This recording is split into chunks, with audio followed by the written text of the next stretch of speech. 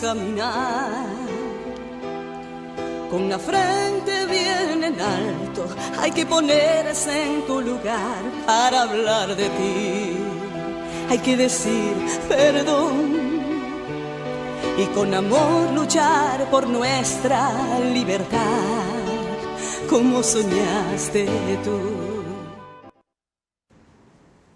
Muy buenos días, bienvenidos y bienvenidas. Hoy es un día especial, es un día para nosotros fuera del común. Es el 83 aniversario del nacimiento del doctor José Francisco Peña Gómez. Sin quizás el más extraordinario líder dominicano, líder político dominicano, el más carismático, el más internacional y el más respetado por la clase política de los 5 continentes. Recorrió el mundo llevando el nombre de la República Dominicana con un pensamiento socialista, incluyente, solidario, más humano. Quizás el de mayor espectro en términos de la visión de una sociedad incluyente, repito. Con Isidro Toro y Denny vamos a hablar sobre el doctor Peña Gómez y vamos a pasar imágenes de parte de su vida y entonces hacerle este homenaje que podemos hacerle. ¿Cómo están ustedes? Muy bien, don Licho. ¿Seguro? Encantado de estar nuevamente. Los viernes siempre son especiales para nosotros. Seguro, seguro. ¿Cómo ustedes ven el día de Peña Gómez? Hoy se va a hacer un conversatorio sobre su pensamiento municipal. Yo creo que aquí alguna universidad debería crear la cátedra Peña Gómez. Está creada. ¿Sí? La UAS. Ah, la UAS la creó, pero no tenía conocimiento. Sí, ¿no? sí, sí. Y darle profundidad al pensamiento de Peña y lo que significa el pensamiento de Peña en cuanto a modernidad, porque la socialdemocracia que emergió fuerte después de la Segunda Guerra Mundial como una alternativa real frente al socialismo bolchevique, que no es socialismo ni es nada, porque el régimen ruso, soviético era un régimen autoritario, mientras que la socialdemocracia y la expresión en los países nórdicos es muy igualitario, muy participativo. Ese pensamiento en Latinoamérica lo aquilató José Francisco Peña Gómez y le dio una visión muy humana, muy tropical, muy en nuestra, y esa profundidad habría que estudiarla y mantenerla y ver cómo se va adecuando en los nuevos tiempos, en este momento de globalización y todas estas tecnologías nuevas, porque la raíz del pensamiento de Peña Gómez es una raíz humanista, y el humanismo como raíz es inherente al ser humano y es permanente en la historia. Eso no cambia, es como Dios no cambia. Cambian las religiones, los grupos, las sectas, pero Dios no cambia, Dios siempre está ahí. Correcto. Interesante hacer el tema municipal, sobre todo por la visión que tenía el doctor Peña Gómez sobre lo que era en el poder municipal. Un poder municipal realmente inclusivo, donde los municipios y la gente fueron los principales impulsores de las políticas sociales del gobierno. Lástima que muchos años después todavía los municipios siguen siendo la cenicienta en términos presupuestarios. Y a pesar de que fue también de los promotores de que a los municipios se le incluyera una parte del 10% del presupuesto nacional. Fue el primero que propuso la ley. No, y de hecho la ley está, y es una pena que reciben creo que menos del 3% todavía. O sea, una aspiración del doctor Peña Gómez, porque el contenido del municipio es la parte del gobierno que está en contacto directo con la gente. Y la visión de Peña Gómez es precisamente esa, de que el ejecutivo que está en contacto directo con la gente, con las necesidades, es el que tiene que manejar mayor nivel de compromiso económico, a diferencia de esa concepción tradicional del centralismo, donde el Poder Ejecutivo es el dueño del dinero, dueño de las capacidades. Entonces resulta que los municipios en estos países o en este país pueden hacer muy poca cosa. Entonces tienen que estar plegados al Poder Ejecutivo para poder hacer las obras importantes. Apenas los municipios reciben dinero para pagar nóminas y hacer unas cuantas hacer y contener. Pero las obras de profundidad tienen obligatoriamente que estar plegados al Ejecutivo, y eso permite de alguna manera un nivel de subordinación mucho más de lo establecido y la hacer de alguna manera los planes que pudieran tener los municipios respecto a sus comunidades. Usted sabe que el doctor Peña Gómez fue uno de los que mayor vigor le imprimió al desarrollo del liderazgo local. Por eso, por la fortaleza que él quería y entendía debían tener los gobiernos municipales, los gobiernos locales. Y hubo mucha gente joven que en ese tiempo quizás no tenía no estaba convencido de que tenía que iniciar su exhibición de las destrezas y de su capacidad gerencial a través de los municipios, o sea, como regidor, como alcalde, etcétera, y algunos como legisladores nacionales. Pero yo debo decir que todavía hoy hay 4 o 5 alcaldes que son alcaldes por la persuasión del doctor Peña Gómez. Por ejemplo, Chacho Landestoy tiene 22 años y quien obligó a Chacho Landestoy a ser alcalde, quien lo convenció fue el doctor Peña Gómez. Justamente cuando el doctor Peña Gómez falleció, Chacho Landestoy era el candidato a alcalde. Ya ahí. Tony Echavarría en San Pedro de Macorís jamás pensaba que quería ser alcalde. Tony Echavarría tiene 22 años, todavía es alcalde del 98 para acá.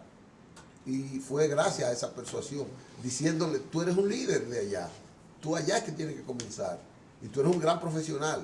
Ya habían sido regidores, todo, igual que Fausto Ruiz en La Vega. No se me olvida, Fausto Ruiz era regidor, y jamás estaba pensando en Peña Gómez. Le dijo, tú tienes que ser el alcalde porque tú eres el que mejor puntuación da. Y mire quién es Fausto Ruiz hoy. Y así muchos alcaldes que han sido, o en ese tiempo eran síndicos, que han destacado sus cualidades en base a esas cosas. Como estamos haciendo un trabajo con Peña Gómez y su visión, creo que hay un video donde él habla de esa y otras cosas ahí en ese video. Vamos a ver si está. José Francisco Peña Gómez, maestro de escuela en un país de analfabetos, desconocido cuando el nombre y el apellido podían contar más que el dinero, negro en una patria racista. Peña Gómez se me presentó mientras yo estaba acostado durmiendo en el otro, y me dijo, yo soy José Francisco Peña Gómez, orador, escritor, poeta, no sé qué cosa, profesor de yaguate. Y yo sé la labor que ustedes vienen a hacer aquí y me vengo a unir a ustedes para hacer el trabajo. Yo tengo un ojo clínico y este muchacho será un gran líder en este país. Palabras proféticas, porque fue cierto. No solamente fue un gran líder en este país, sino un gran líder a nivel mundial. Ñolán inmediatamente le dijo, pues usted va a ser el que va a organizar el meeting que se iba a hacer el 17. Haberse integrado casi de inmediato a las labores políticas, fundamentalmente de prensa y propaganda y de coordinación en los grandes mítines de la lucha antitrujillista, de los remanentes del trujillismo, José Francisco Peña Gómez viene a desarrollarse por un hecho histórico fundamental, el golpe de Estado del 25 de septiembre de 1963, que descabezó nuestra naciente democracia. El mismo día lanzamos a través de mimeógrafos, un mensaje al pueblo dominicano para que se preparara, porque había que enfrentar el golpe de Estado criminal que se había ejecutado en ese 25. Esta etapa, esos testimonios son del Peña Gómez, muchacho, joven, comprometido, que cuando ve la oportunidad de participar en la hechura, en la realización, en el fortalecimiento de la democracia, en ese tiempo de que había democracia, pero mentira, acaba Trujillo de fallecer. Este hombre se entrega y con las dotes personales que muestra ante los responsables de expandir el pensamiento del PRD y el pensamiento de la democracia, ellos lo escogen de una vez y le dan su responsabilidad. ¿Y en las caravanas que hicieron? Porque hicieron varias caravanas. Sí, la caravana, sí. Una caravana salió, digamos, hacia el norte, otra hacia el sur, otra por el este. Sí, pero no. Y en esas caravanas... Pero no salieron juntas. No, exacto, fueron en 2 o 3 meses. Exacto. Fueron saliendo. Y según Stormy Reynoso, en uno de sus libros, plantean de que escucharon a Peña en un discurso, no sé aquí en la capital, y lo incorporaron a las caravanas y era orador obligado en cada uno de los actos, en cada pueblo.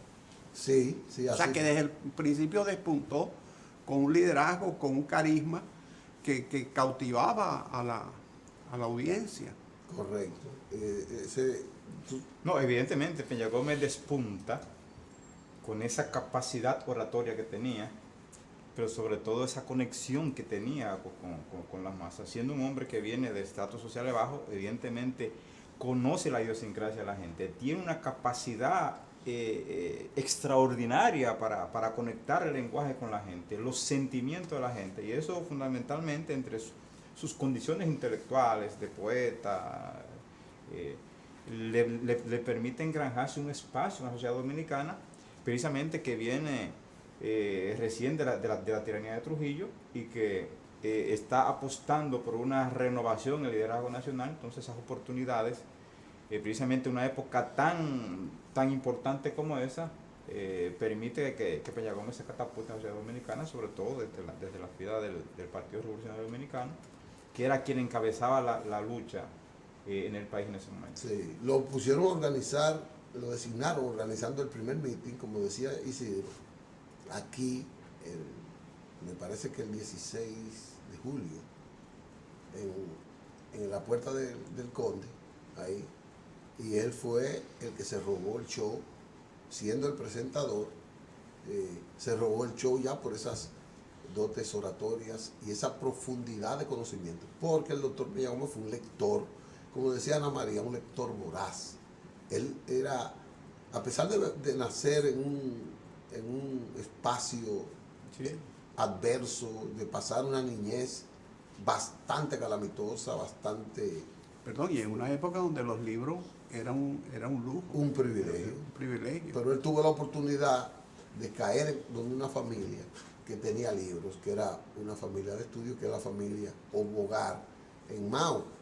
Y después ellos lo trajeron, o por alguna manera él llegó al instituto de formación de reformador en San Cristóbal, que también era su biblioteca, y entonces a partir de ahí él venía a la capital. Él nos contó una vez que él amaneció en la capital, porque se puso a leer después que salió de estudiar, y no se dio cuenta que la noche transcurría, y amaneció, y tenía que ir al otro día. Entonces hubo una preocupación enorme porque no había amanecido allá, amaneció leyendo aquí. Perdió perdió la noción del tiempo. No, y el horario de las guaguas ya no había. Era que era una sola guagua que había, o dos que seguían. No, evidentemente, un país en esa época muy limitado. Además, Peña Gómez, hay que reconocer que fue un gran inspirador para la gente de clase baja, gente ascendente, y demostró realmente que si la gente se esfuerza y se forma, tiene un espacio en la sociedad. Correcto. Tenemos ahí otro video donde hay un testimonio. Vamos a colocar este audio, este video, y después vamos a la pausa porque este programa lo pagan. Entonces tenemos que darle oportunidad a que ellos también vean eso. Llegó a la conclusión de que la matanza no podía continuar, que había que ponerle fin a aquella guerra que había llenado de dolor, de luto y de sufrimiento al pueblo dominicano, que no había escapatoria posible frente a la intervención extranjera que no fuera la negociación. Desechamos los criterios de los radicales de la revolución constitucionalista que planteaban un nuevo enfrentamiento con las tropas invasoras y llevar el caso a las Naciones Unidas, que en aquella época estaba tan controlada por los Estados Unidos como la OEA. Y yo tomé esa decisión sin consejo de Bosch ni de nadie. Fui a ver al coronel Camaño y le dije: coronel, esto hay que terminar. Hay que buscar una salida negociada. El coronel Camaño malinterpretó mi gesto y me dijo: la politiquería es más sucia que la bota ya. Yo le dije: no se preocupe, hay que buscar una salida. Pero lo que quiero destacar es el hecho de que a nosotros nos correspondió la misión de proponer y de imponer la paz en el año de 1966.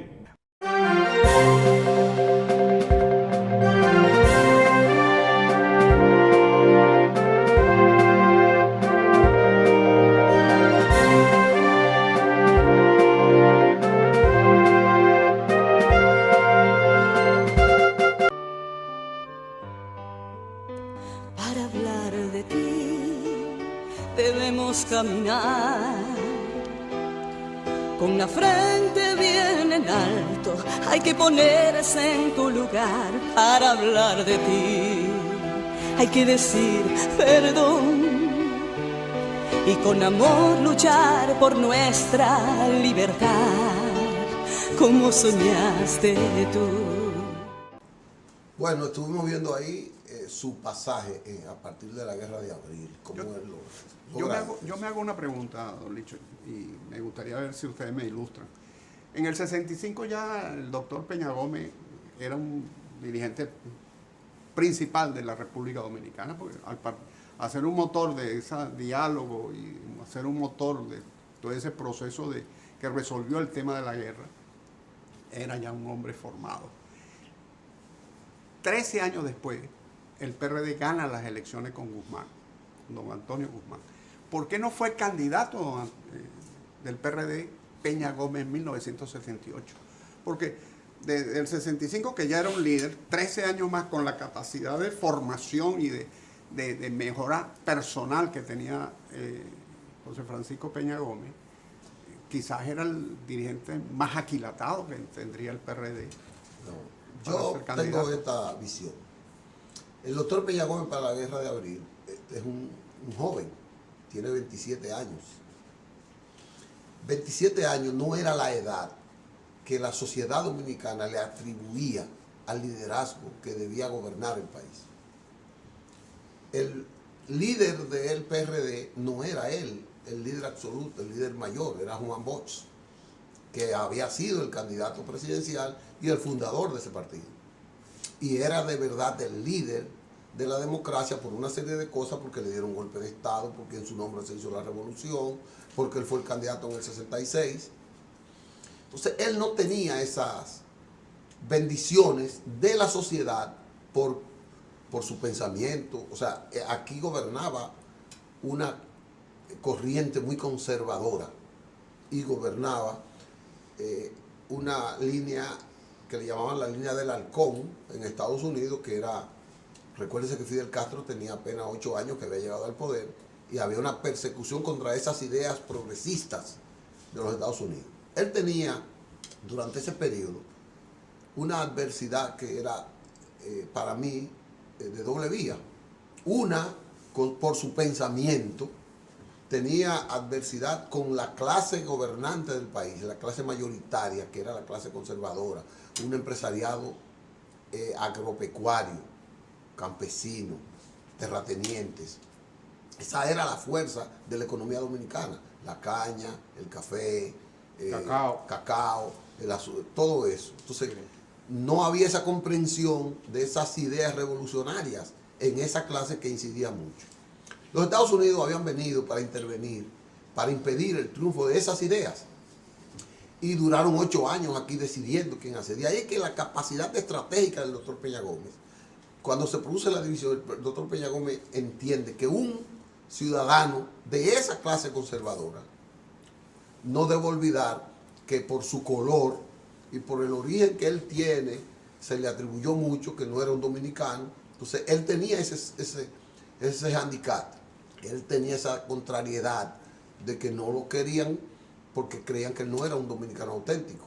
Tuvo que demostrar con sus hechos que era más dominicano nacido en la Loma del Flaco que muchos de esos. Entonces, ¿cuál fue la capacidad de él? Escoger un proceso, seleccionar un proceso de transición de la democracia dominicana, conducido por el PRD como organización, pero también acompañado, y si se quiere, poniendo como su primera cara a conservadores de eso, que estaban en la clase social. De ahí que sale don Antonio Guzmán. Conservadores de espíritu democrático. De espíritu democrático, ya jugado. Don Antonio fue secretario de Agricultura del gobierno de Bosch y fue el propuesto para la salida negociada en la Guerra de Abril. Entonces don Antonio fue el candidato vicepresidencial de Juan Bosch. Y además representaba una clase, oligarca también conservadora, sí. Pero era demócrata, sí. Era demócrata. Entonces el doctor Peña Gómez propone junto a un grupo que don Antonio sea el candidato del 74, porque estaban los yanquis aquí, y salir de Balaguer había que salir con un hombre con ideas avanzadas que cautivara a la izquierda, que cautivara a la juventud, pero que no rompiera con esos sectores conservadores. Usted habla del 78. Todavía el 78. Ya Peña tenía 40 años. Pero era todavía el líder levantisco, revolucionario. Sí. Y había una influencia muy notable de los Estados Unidos en la decisión. Hubo una ventaja, que el doctor Balaguer ya estaba un poco cansado, el gobierno había sido muy represivo, y había una intención de cambio nacional e internacional. Querían salir del doctor Balaguer porque ya no era el candidato adecuado para esas clases. Entonces, pero Peña Gómez saca lo que yo llamo la mejor estrategia de él, vinculada a tres ejes. Una es que lleva al partido, internacionaliza el partido, lo lleva a la Internacional Socialista. Además el partido la lucha por la democracia republicana. Pero ya eso lo había llevado con la banda colorada, con una marcha en el Pentágono, frente al Pentágono, pero fue ganando amigos de la democracia como Carlos Andrés Pérez y otros. Entonces, él lo lleva a la Internacional Socialista con su capacidad, con sus extraordinarias dotes políticas, democráticas y de oratoria, logran ingresar al PRD. Pero eso le permitió también ensancharse a lo que él llamaba los liberales de Washington, que era un grupo que, aunque quería el poder norteamericano expandido, pero sí quería como que Estados Unidos guardara la forma en los métodos democráticos. Entonces esos liberales de Washington, él se va y se hace miembro del diálogo interamericano, consigue 8 o 10 senadores y representantes del Pentágono que impulsan las ideas democráticas y liberales de América Latina y toman a República Dominicana con eso. Carlos Andrés Pérez era presidente de Venezuela y era el líder de América Latina de la Internacional Socialista en ese tiempo. Yo pienso que era el que más poder tenía. Quizás no era el líder absoluto, pero era el hombre más decidido, había el más solidario desde el poder. Y tenía una gran influencia sobre todo el gobierno de América Latina. Y yo creo que sí que era el líder, porque Peña Gómez todavía no había ascendido. Sí. Él era el más conocido. Entonces Carlos Andrés Pérez conforma ese gran apoyo. Peña no estaba maduro todavía, él no se entendía que por esas razones que explicamos al principio, de la adversidad norteamericana, los conservadores de aquí, todavía el partido no lo había asumido como ese líder presidenciable, sino el líder de conductor de masas. Entonces él no acepta y saca 5 candidatos para el 78.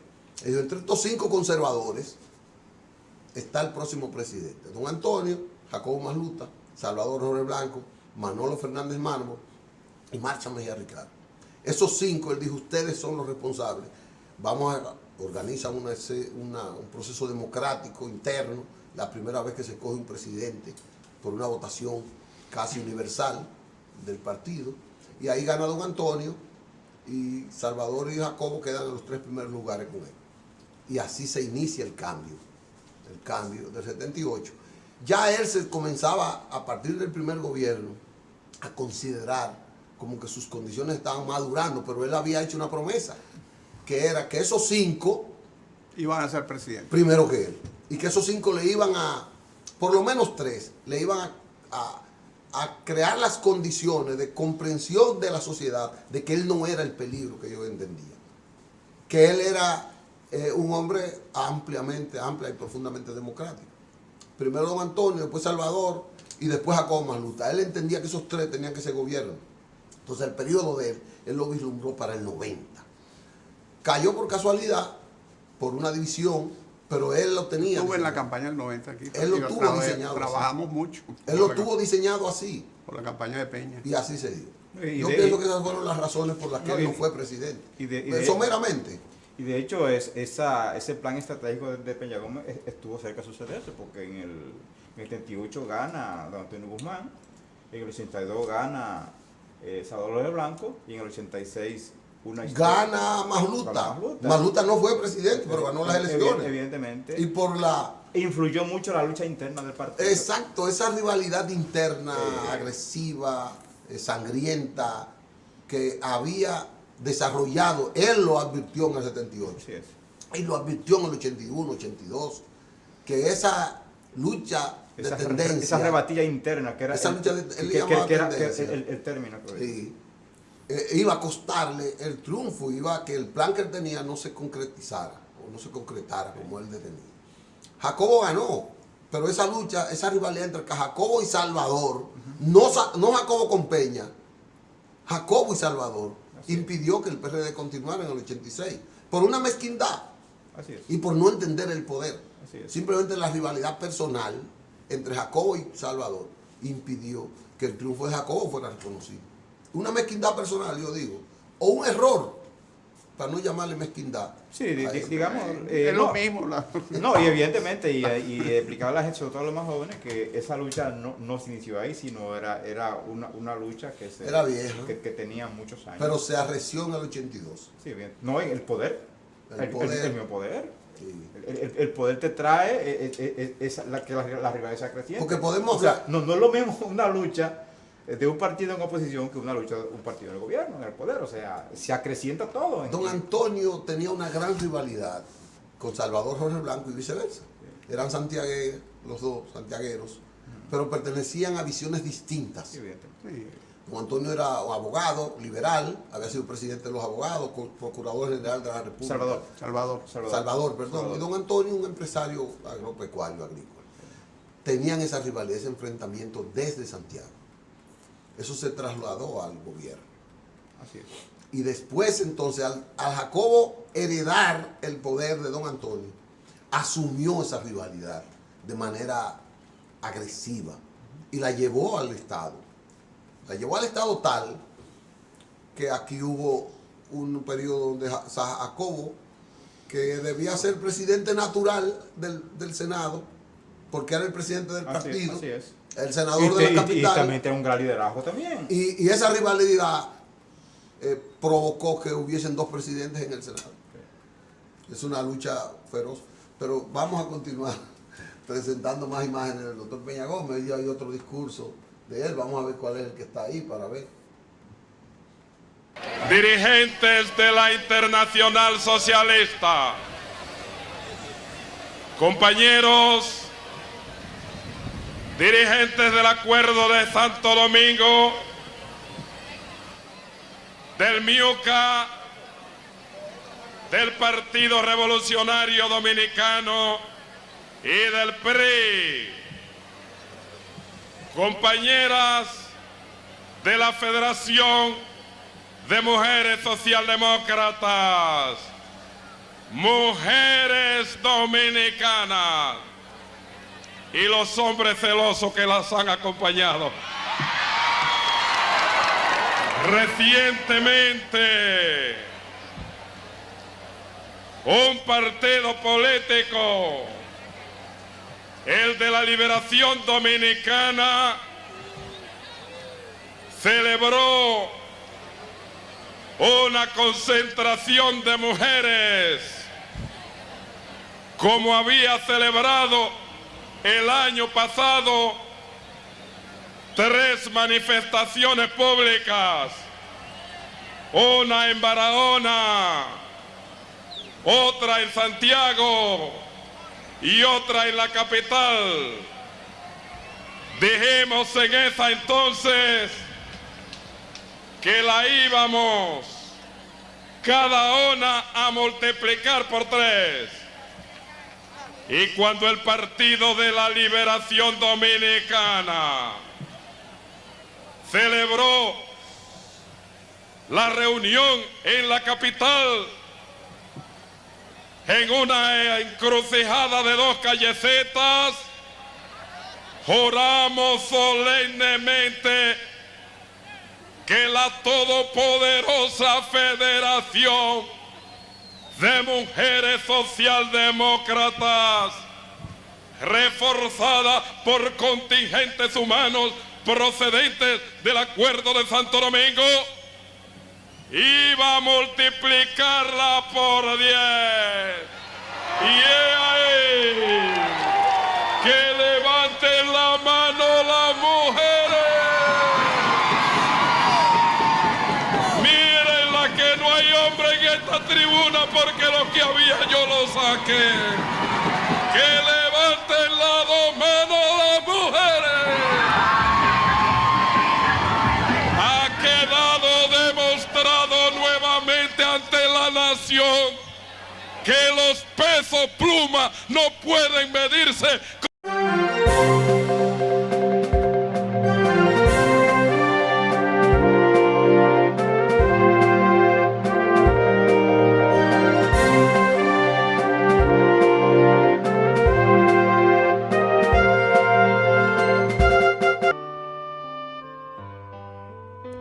Para hablar de ti debemos caminar con la frente bien en alto.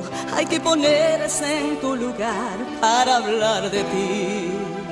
Hay que decir perdón y con amor luchar por nuestra libertad, como soñaste tú.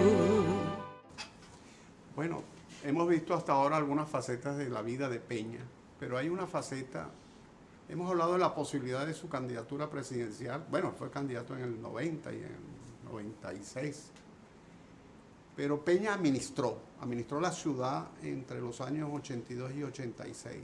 ¿Cómo fue esa administración de Peña? Demostró sus cualidades de gerente público, que es muy difícil, y sobre todo en una alcaldía tan limitada en esa época. En esa época los alcaldes eran subsidiarios del Poder Ejecutivo, o sea, un alcalde que no tuviese la bendición del presidente de la República se le hacía muy difícil. ¿Cómo fue Peña como alcalde? Bueno, nosotros decimos que fue excelente, porque él que llegó a esa alcaldía para solucionar una crisis. La crisis del PRD. Interna. Estaban aspirando 3, 4 candidatos de mucha fuerza interna, pero divididos los 4 y pertenecían cada uno a corrientes diferentes. El candidato que él auspiciaba era a Winston Arnold, el que él quería que fuera. Winston era un hombre de Jacobo Magluta. El gobierno de Salvador Jorge Blanco, la candidatura de Salvador Jorge Blanco tenía otros aspirantes que estaban en la lucha. Entonces, el grupo de Salvador no quería que algunos llegaran, de los de él, y otros no querían a Winston. La mayoría que era de Salvador no quería a Winston. Entonces, él hubo de asumir la responsabilidad de esa candidatura, igual que como pasó en el 98, para como unificar al partido. Él gana con una ventaja amplísima y resulta que él ejerce una sindicatura demostrando fehacientemente su capacidad gerencial y su visión social incluyente de esa gestión. ¿Cómo? Bueno, al final tuvo un reconocimiento del Banco Interamericano de Desarrollo, el BID, que estuvo con él durante los 4 años, supervisando, ayudándolo, apoyando. Fue reconocido como la mejor gestión, la más transparente gestión de alcaldía en América Latina. Los voceros de los partidos que eran hostiles, el Reformista y el El PLD. y el PLD, hostiles, le hicieron un reconocimiento al final como un excelente síndico que había sido. ¿En qué constituyó su sindicatura? Volcó esa sindicatura al seno del pueblo.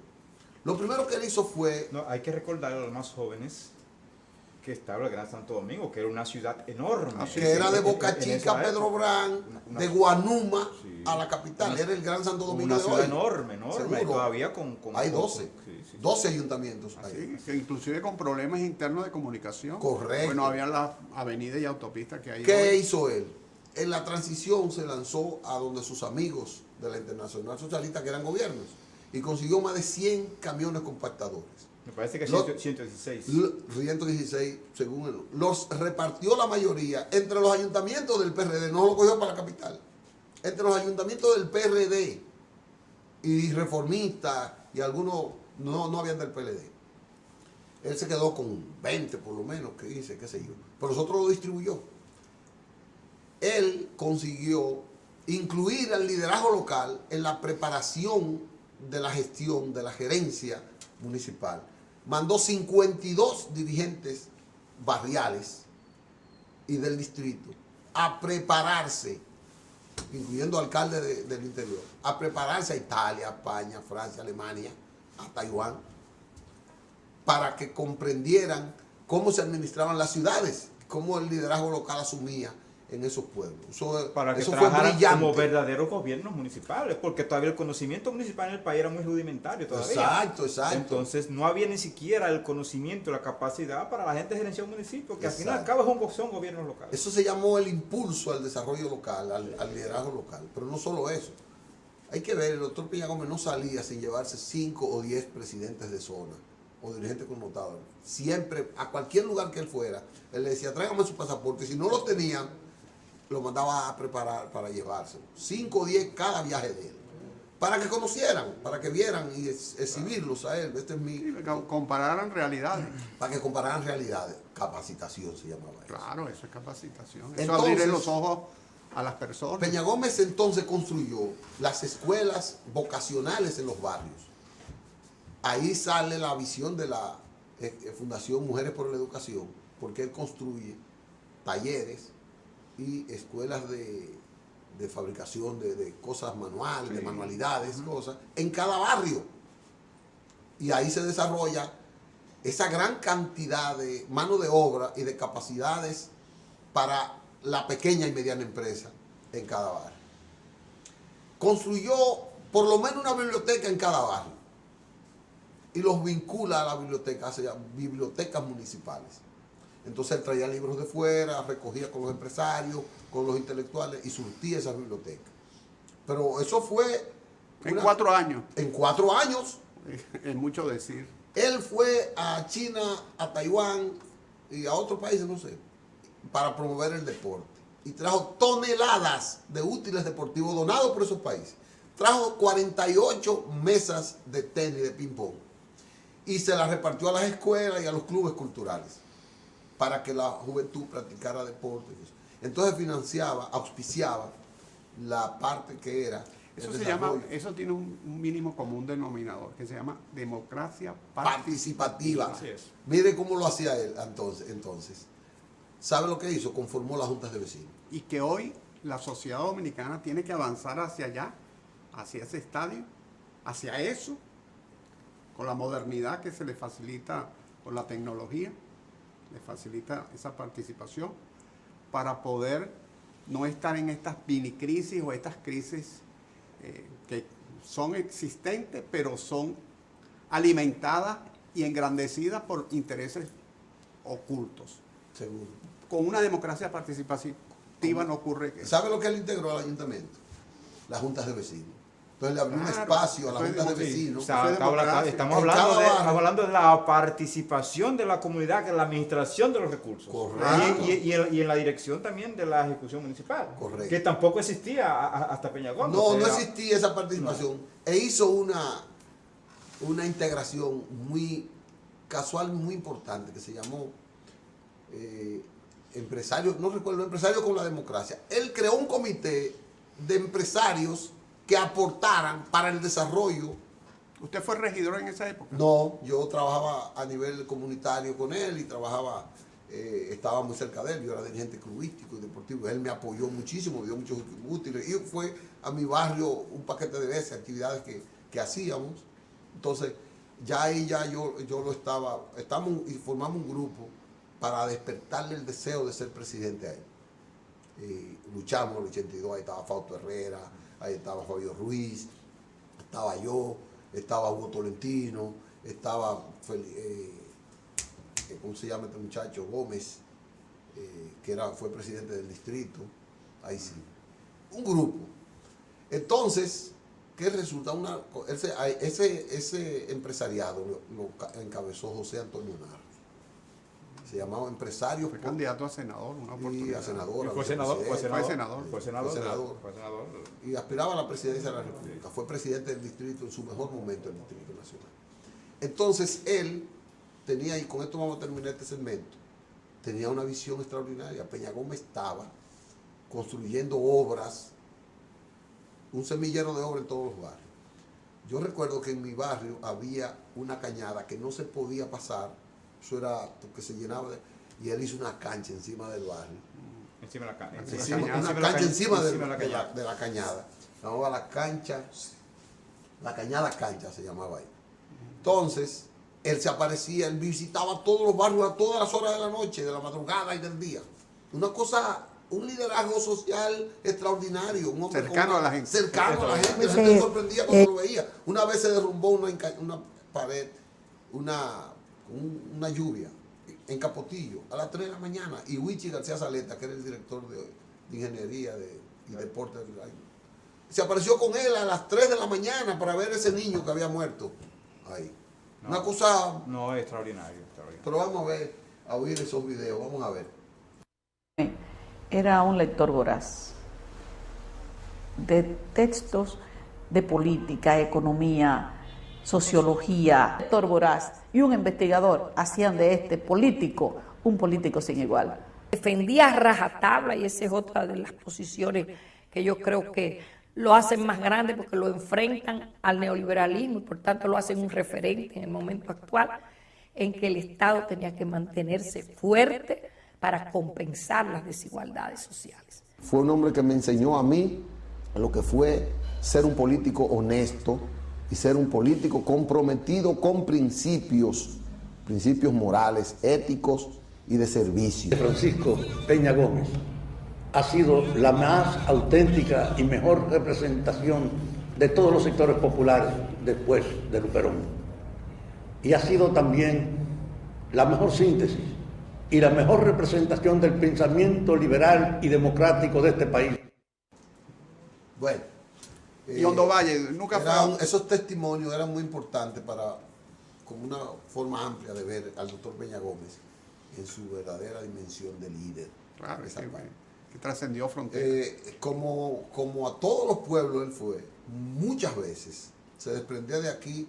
Una vez nos dijo un grupo, fulano está enfermo, en una loma de Nagua, que tuvo que montarse en un mulo para llegar, para ver a un compañero que estaba enfermo. Denny me dice que fue a Hondo Valle nada más se podía ir por un sitio. Todavía a Hondo Valle nada más se va por un lugar. No, dice que allá fue. Entre las cosas interesantes que Peña Gómez le imprimió a los compañeros fue el tema de la solidaridad con la gente. Y Peña Gómez, como usted decía, se aparecía en el rincón más lejano del país. Se apareció en un burro a darle pésame a un compañero que se le había muerto a alguien. Y entonces...